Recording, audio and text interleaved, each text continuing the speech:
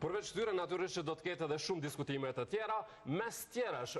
do të diskutojmë dhe do të flasim edhe për duelin e madh mbrëm në pressing mes Përparim Ramës dhe Hajrullah Qekut, kush e fitoi debatin. Do të kemi një analizë derisa në rrjetet sociale kemi parë analiza të shumta në atë pyetësorin që ka dalë në rrjetet tona sociale, ka qenë Përparim Rama ai sipas votuesve që e ka fituar këtë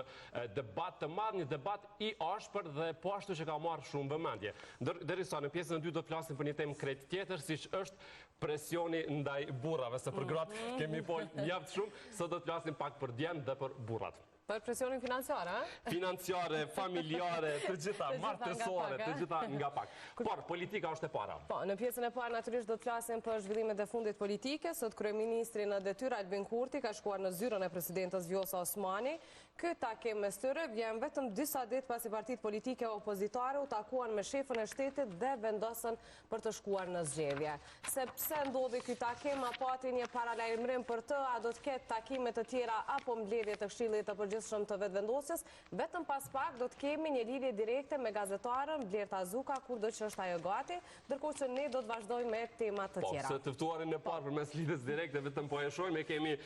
urrallën të cilit i dëshirojmë mirëseardhje dhe do të flasim për zhvillimin që ka të bëjë me Gjandarmerinë Serbe, që ka plagosur dhe ka rëmbyer një serb në Leposavić, një zhvillim që absolutisht që ka marrë shumë vëmendjen. Urrallën e kemi. Urrall, përshëndetje, mirë se erdhe. Përshëndetje, mirë se gjej. Përshëndesim. Atëre, Urall, për fillim për ta nisur me ato informacionet bazë për këtë ngjarje për të cilën kanë reaguar të gjithë. Ka pasur edhe nga krerët e shtetit më njëherë një reagim dhe kanë kërkuar madje presidentja edhe nga institucionet jashtë ndërkombëtare që të ketë një ndërhyrje dhe që të jenë të vëmendshëm karshi këtyre zhvillimeve që po ndodhin në Kosovë. Kështu që cilat janë informacionet e para për sa i përket kësaj ngjarje? Fillimisht ne informuar nga policia e Kosovës 2 ditë më parë, realisht 3 ditë më parë prej sot, për rastin që ka ndodhur. Policia tek dje e ka dhënë informatën për rastin e para 3 ditësh, pra 2 ditësh mbajtur në heshtje si zhvillim. Dhe në informatën që ka dhënë policia është bazuar në deklaratën e ish-zëvendësministrit për komunitetet dhe kthim, Radoica Radomirović, i cili ishte pjesë e partisë e Nadrašićit, i cili aktualisht është nënkryetari i Kuvendit të Kosovës, i cili ka deklaruar se ndodhej bashkë me personin që është rrëmbyer në momentin kur ka ndodhur rrëmbimi. Sipas Radoica Radomirovićit, ai ndodhej së bashku me Milan Vukashinovićin në pikën kufitare të Kosovës me Serbinë, pra në pikën 0 në afërsitë e Leposavićit, dëshmi për cilin ka ofruar edhe policisë së Kosovës përmes Google Map, e ku ka pointuar vendin se ku ndodheshin në momentin që ka ndodhur rrëmbimi. Sipas dëshmisë së ish-zëvendësministrit, pra një grup prej 3 veturash të Gjandarmerisë Serbe janë futur brenda territorit të Republikës së Kosovës dhe në momentin që ai së bashku me personin që është rrëmbyer tashmë ndodheshin pranë kufirit për të blerë 5 kg mjalë nga një pjesëtar i ushtrisë së Serbisë, ranë në Kurth dhe nga pylli dolën këto 3 makina së bashku me pjesëtar të uniformuar për Gjandarmerisë Serbe, në mesin e cilëve dyshohet se ishte edhe një agent i sigurisë së Serbisë me emrin Sedlar së bashku me grupin terrorist të Milan Radojčićit, në mesin e cilëve ndodhej edhe vetë Radojčići, pra një person që e ka të ndaluar të futet në Kosovë dhe që dyshohet për vrasjen e heroit Afrim Bunjaku, dyshohet se futur sërish brenda territorit të Republikës së Kosovës ilegalisht, dhe prej aty kanë plagosur qytetarin Milan Vukashinović, të njëjtin e kanë rrëmbyer drejt Serbisë, fillimisht janë nisur drejt Prokupljes për të përfunduar në spitalin e Nishit, aty ku drejtori ka pasur ultimatum që të mos jap asnjë detaj në lidhje me këtë atë çka po ndodh, por sipas dëshmisë së një miku të ngushtë që ka siguruar ish-zëvendësministri, thuhet se Vukashinovići, i cili ndodhet në spital atje, gjatë rrugës sa shkoi në spital, në autoambulancë arriti që ta thrasë nënën e tij dhe t'i tregoi se ishte plagosur brenda territorit të Republikës së Kosovës, dhe në momentin që ka arritur atje i është hequr një veshkë me që ka psuar dëmtime serioze në njëra prej veshkëve nga plumbat që ka marrë, po ashtu një plumb sipas dëshmisë gjithherë ndodhet edhe në shtyllën kurrizore të tij, ndërsa ka dëmtime edhe të mbështetësit ose perikardit të zemrës. I njëjti ka qenë cak i sulmit nga Radmičić edhe më parë, me që rreth një vit më parë vetura e tij pra është tentuar të hidhet në erë përmes eksplozivit, me që personi që është ikur drejt Serbisë ka qenë një person që ka qenë involvuar aktivisht në politikë kundër listës serbe, e që ja prishte matematikat e Vučićit dhe Radojčićit në Kosovë, andaj edhe ka qenë cak i sulmeve të tilla, prej çka pra e shohim se edhe është rrëmbyer brenda territorit të Republikës së Kosovës. Në lidhje me këtë situatë ne kemi pasur një deklaratë nga ministri i Detyrës së Punëve të Brendshme Xhelal Sveqa, i cili ka kërkuar reagim ndërkombëtar për këtë që ka ndodhur, mirë po nuk ka marrë fare përgjegjësi për këtë që ka ndodhur, ani pse rasti sipas dëshmisë gjithherë thuhet se ka ndodhur brenda territorit të Republikës së Kosovës dhe madje duke shkuar më tutje nuk ka dhënë as edhe një arsye sepse rasti është mbajtur i fshehur për 2 ditë radhazi dhe nuk është transmetuar për publikun e gjerë shqiptar. Gjithsa pas kësaj ka reaguar dhe forit të cilët kanë thënë se situata në veri mbetet e qetë dhe se janë në koordinim me policinë e Kosovës për gjitha detajet lidhje me rastin. E një reagim ka ardhur nga presidenti i vendit Vjosa Osmani, e cila ka thënë se bota demokratike duhet të reagojë regjimit të Vučićit, i cili po organizon aksione që po e thyen territorin e Republikës së Kosovës dhe po kryejnë krime brenda territorit të Kosovës, duke tekstuar që ky nuk është rasti i vetëm që ka ndodhur gjatë viteve të fundit në Kosovë. Po, pra të gjitha qojnë tek kjo që fakti që ka qenë kundër Vučićit dhe ka dhënë informacione e kështu me radhë, ka quar deri tek ky zhvillim, apo në fakt mund të ketë edhe gjëra të tjera, mund të ketë edhe zhvillime të tjera që e kanë sjellë në këtë pikë. Të paktën nga ajo që dihet publikisht, pra persona në fjalë Milana Domirović ka qenë i angazhuar aktivisht në një parti opozitare serbe në Kosovë, së bashku pra me ish zëvendësministrin për komunitetet dhe kthem Radojica Radomirović dhe i njëjti ka dhënë pra kontributin e tij në polarizimin e skenës politike në mesin e serbëve në Kosovë, e po çfarë edhe ka psuar, pra një vit më parë ka qenë caki një sulmi me eksploziv, tash është rrëmbyer dhe është plagosur brenda territorit të Republikës së Kosovës dhe sipas dëshmisë ish zëvendësministrit, i njëjti është plagosur nga Milana Dojičić, i cili njihet për qëllimin nga pas, me që nga të gjithë njihet si një afrikacak i vërtetë. Po, ti the në fakt që ministri i Detyrës së Punëve të Brendshme të Kosovës, Xhelal Sveqa, nuk ka marrë përgjegjësi për këtë ngjarje, por ndërkohë edhe në një rresht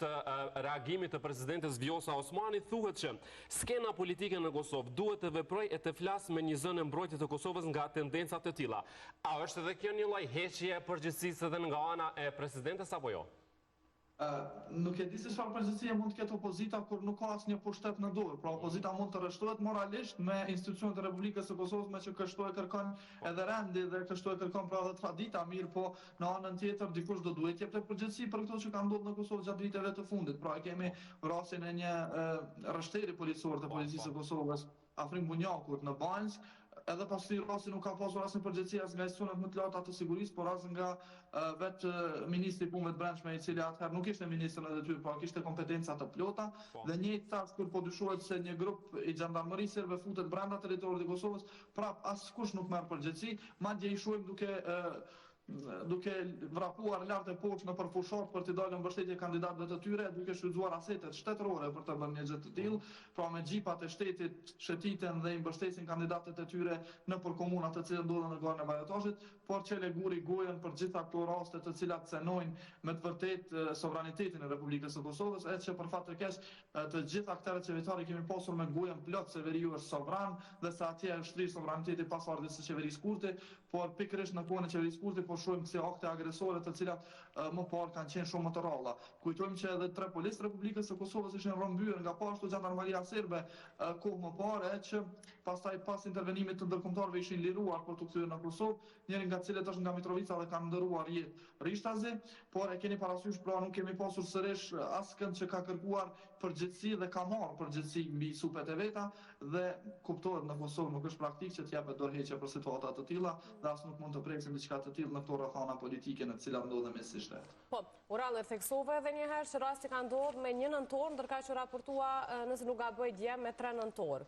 Kush raportoi pari dhe nga do lajmi dhe pse u tentua të fshihet? Ke dyshime nga ato çfarë ke shikuar deri tash dhe këto informacione që ke arrit me i siguru? Tash nëse kërkohet mendimi privat bazuar në analizën që i kanë bërë situatës, unë besoj që në rast se dëshmitar nuk do ishte një ish zëvendësministër, policia nuk do e deklarante fare rastin. Pra, kemi edhe raste të tjera të cilat ndodhen në kufirin e Republikës së Kosovës që rrallë herë deklaruar nga policia e Kosovës, sikur të mos mësojnë gazetarët paraprakisht, mirë po në këtë rast policia pra ka qenë e para që ka dhënë informata, e pastaj me sa ka ardhur edhe reagimi nga ministri Sveqa dhe detajet të tjera pastaj janë zbuluar nga vetë dëshmitari për portalet kosovare, i cili ka dhënë të gjitha detajet lidhje me situatën e ndodhur atë ditë, u ka treguar edhe pikën ku ndodheshin kur shkuan për të marrë mjaltën. Ai pse duhet theksu faktin që në vendin ku ata ndodheshin është zonë e cila ishte bllokuar për kalim nga policia e Kosovës, me që rrugët që shfrytëzoheshin aty janë rrugë ilegale. Pra një zëvendës ministër nuk e di se çfarë ka kërkuar në rrugë ilegale, por po ashtu i njëjti zëvendës ministër ishte akuzuar nga Nenad Rashid, i cili tash është nënkryetari i Kuvendit të Republikës së Kosovës, se punon me institucionet e sigurisë së Serbisë, me çast edhe ishte shkarkuar nga pozita nga Albin Kurti, i cili edhe e kishte emëruar atë si zëvendës ministër. E duhet pasur parasysh këtu edhe situatën që edhe i njëjti pra ka reaguar Kashi Rashiqit në pat botë, duke theksuar se Rashiqi e ka privatizuar ministrinë ku ndodhet dhe se gjitha fondet po ndahen nëpërmjet emrit të një njeriu të përveçëm, i cili është shefi i asaj ministrie me cilën udhëheste Rashiq. Pra këto si them këto përleshje politike në mes të këtyre dy aleatëve të atëhershëm janë shndruar pastaj në akuzat të cilat janë akuza me të vërtetë të rënda dhe do duhet të ndërmerrej masa nga prokuroria e shtetit të paktën deri tash për të konfirmuar nëse ka vërtetësi me cilën do prej tyre. Po, e qartë, Urall, ne falenderojmë shumë për gjithë këto informacione natyrisht si gazetar që i ofrove drejt për drejt në Kosova Live. Falenderoj shumë Uralli si gazetari dha ato informacionet bazë shumë të nevojshme që janë në këtë ngjarje, ndërkohë ne kalojmë tek eksperti i sigurisë Drizan Shalën që kemi drejt për drejt. Zoti Shala, përshëndetje, mirë se erdhët. Përshëndetje për ju dhe për shikuesit e të shtaqit. Shumë faleminderit. Atëherë jemi shpesh duke folur për këtë rastet e sigurisë dhe sidomos që ndodhen në këtë pjesë të Kosovës. Besoj keni parë këto zhvillime të fundit. Për ju çfarë flet ky zhvillim së fundmi? Mund të konstatojmë një fakt, është një përshkallëzim të thjeshtë. Pra, deri me tani ne kemi parë dhe vërejtur veprimet organizuara nga pjesa struktura paralele të Serbisë. Në pjesën veriore dhe përtej kufitar mes Kosovës dhe Serbisë, kufirit shtetëror. Ne kemi qenë protagonistë të ngjarjes të kidnapimit të zyrtarëve policisë në Sofia ju kujtohet. Dhe tani më është përshkallëzuar situata ku në këtë përshkallëzim të situatës e kemi një fakt që arma zyrtare e shtetit të Serbisë ka plagosur një qytetar të Republikës Kosovës brenda territorit të Republikës Kosovës. Pra, ky është përshkallëzimi, i cili në vetvete ngarthen shumë pyetje, shumë elemente që tani më organet e sigurisë do duhet të merreshin me këtë çështje. Po cilat janë disa pyetje? Le të ndalemi këtu që për ju si ekspert i sigurisë, i keni pikpyetjet tuaja. Do të thotë policia ka dhënë njoftimin e saj, po ju nga ky këndvështrimi juaj profesional, disa pikpyetje për këtë, domethënë këtë hyrje kaq të lehtë të personave të maskuar në territorin e Kosovës dhe këtë rrëmbim. Ne do duhet ta kuptojmë që është çështja e territorit mes Kosovës dhe Serbisë është shumë relev, shumë i thyeshëm dhe nuk është e mundur që ne ta kontrollojmë apo kushdo ta kontrollon një territor i cili është më i madh mes Kosovës dhe Serbisë, pra është mbi 300 kilometra, imagjinoni për ta kontrolluar atë territor cep për cep apo pjesë për pjesë, do duhet të angazhohesh mbi 3000 zyrtarë policorë dhe është problem prapë të kontrollosh sepse relievi është shumë i thyeshëm dhe është optimal për të kryer veprimet e kontrabandës apo krimit të organizuar, por në këtë rast i ndihmon edhe palës serbe që të mshefet në pjesë të caktuara të atij relievi të thyeshëm duke observuar strukturat tona të sigurisë të cilët patrullojnë në pjesën e territorit të Kosovës apo aty ndërkombëtare. Por pyetja që do duhet që të ngrisim ne është tani më. A do duhet që KFOR-i të rikthejë zonën e sigurisë tampon zonën me Serbinë, sepse këto raste tani më po përditësohen në kuptimin po kemi të shpeshta. Pra kemi tentativë për të ardhur, tentativë për të treguar forcën e afërbërit të kufitot të Republikës Kosovës. Dhe atë të ndodh, t'ja bëjmë ju këtë pyetje pra. Padyshim se do duhet ndodhë rikthimi tampon zonës mes Kosovës dhe Serbisë dhe ajo tampon zonë tjetë eksplicite tjetë ndarë që të afronë strukturat para ushtarake apo ushtarake të Serbisë apo territorit dhe strukturat e policisë kombëtare mund lëvizën. A do duhet kemi shtim të trupave ndërkombëtare tani më në pjesën e brezit kufitar me Serbinë, sepse rastet të tilla ka dëshmon një fakt që është e domosdoshme që të kemi struktura ndërkombëtare atë. Dhe njëkohësisht ka do duhet ne të bëjmë është të kërkojmë nga faktorin ndërkombëtar KFOR, kemi fotografimet nga satellitët që janë në hapësirë dhe që KFOR-i dhe komandanti i KFOR-it në respektivisht në atë kohë qasje, në ato fotografi për të parë në kohë reale kuptimin e veprimeve se si kanë hyrë në territorin e Republikës Kosovës, nga cila pjesë, sa ka qenë hyrja në territorin e Republikës Kosovës, dhe gjitha këto të argumentohen, të dëshmohen dhe më pastaj kërkohet llogaridhënie nga ona faktorën ndërkombëtar në drejtim të servis. Por, pelojmë anash këtë pjesën e veprimeve shtet me shtet apo veprimeve institucionale. Pyetje tani më që janë më të drejtë që mund të ngriten, janë hipoteza, pra më lejoni që të them janë hipoteza dhe as se informacion që mund t'i kemi apo mos t'i kemi nga kanale të ndryshme. Personi në fjalë, viktima në këtë rast i lënduar i sidomos duke luftuar për jetë, çka ka lyp në pjesën territor të Serbisë. Pse ka kaluar në për pjesë të kalimeve ilegale që kanë qenë të bllokuar nga ana policisë së Kosovës. Pse ka qenë në shoqërim të Zavens ministrit për kthim, të ish Zavens ministrit për kthim. Me kënë është takuar në Serbi. Flitet sipas dëshmive preliminare, është takuar me një zyrtar që është pjesë përbërës së ushtrisë së Serbisë. Kush është ai zyrtari? Çfarë funksioni ka në ushtrinë serbe? A ka qenë ndoshta ai zyrtari i ushtrisë së Serbisë target i strukturave inteligjente të ushtrisë së Serbisë? Në shoftë se po, shtetari i Republikës Kosovës çfarë kontakte, çfarë informacione ka patur në disponim që ka mund t'i bart apo çka ka qenë motivi i takimit, sepse të mendosh logjikisht që ka ndodhur gjithë ngjarja e Levita ka ndodhur për 5 kg blerje të mjaltës, është shesharakët të mendojmë një gjë të tillë në aspektin deklarativ logjik. Nuk mund ta përjashtojmë. Po, Drizan, a mund të ketë dyshime që ka pas një lloj bashkëpunimi edhe mes personit, ndoshta që ka shit mjaltën në këtë rast, mund të jetë një zinxhir më i gjerë ky personave që kanë bashkëpunuar që të vi rasti deri aty? Dëgjoj, ne do duaj ta ngrisim këtë çështje të kësaj ngjarje në dy dimensione, dimensionin klasik tipik të një kontrabandimi të thjeshtë, ta themi, apo për nevojë personale, marrja e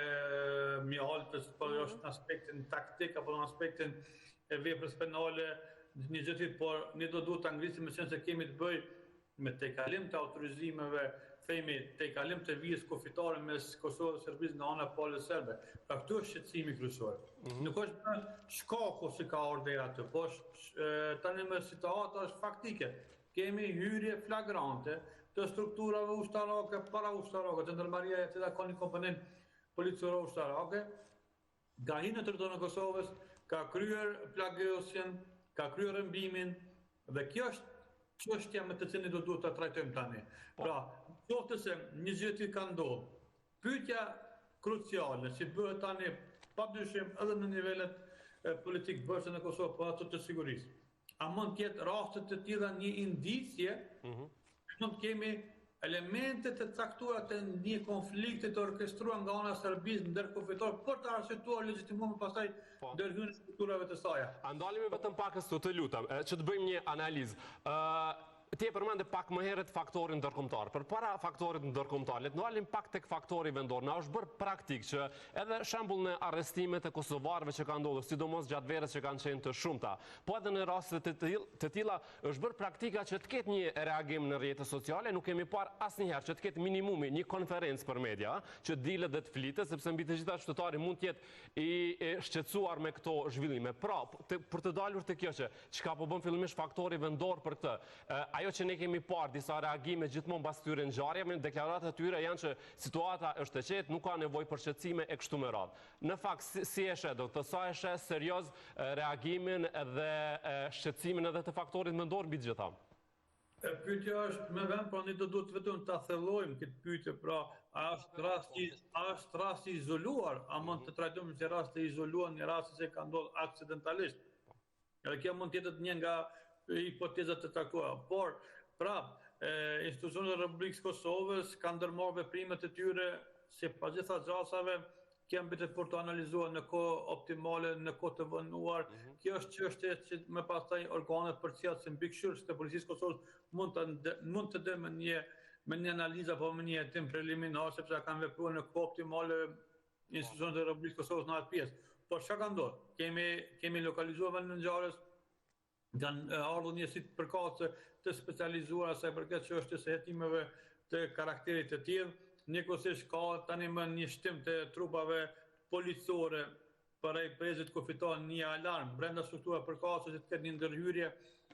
kontroll më të rreth për rreth këtyre rrugëve ilegale që kanë qenë bllokuara nga ana e Policisë së Kosovës, vite më parë, pra ne nuk do duhet që ta politizojmë në kuptimin tani më të krijohet një bumerang politik, po ne do duhet të qëndrojmë në fakte dhe në argumente. Para organeve të sigurisë vendore ta kryejnë punën e tyre, ketë një vigjilencë më të shtuar, kërkohet nga faktorët ndërkombëtar informacione shtesë, sepse rastet e tilla mund të gjasojnë si të izoluara, po dëshmia e praktikës në vendet e caktuara të ndryshme e lën elemente që mund të jetë i përgatitur një rast i tillë. Ju kujtohet rasti i Kerimës, pra kemi pasur pikërisht në bazë të deklarimit preliminar që ka dhënë zëvendësministri për kthim në komunitetet, që tha kanë qenë të kamufluara, kanë pasur uniforma të gjelbërta, pa simbole, pa shenja, pra e lën të kuptohet që kemi bërë me struktura paralele. Po, këto informacionet shtesë që po i përmend, a i kanë institucionet tona apo gjithmonë duhet i marrin nga ato ndërkombëtare? Dëgjoj, çështë tani më kemi deklarimin preliminar. Ne dimi se hapësi tani më dhe kontrollohet, observohet dhe vëzhgohet edhe nga faktorët ndërkombëtar përmes dronave, përmes satelitëve të taktohet që nga rasti Bajnësit. Pra mbet jemi vetëm në fakt në part të hetimit preliminar. Ne do duhet të analizojmë tutje veprimet, tutjet elementet, pra do duhet të presim disa të derisa të kompletohet të gjithë ngjarja që më pastaj ndalen me konkluzione përfundimtare të atyre informacione, sepse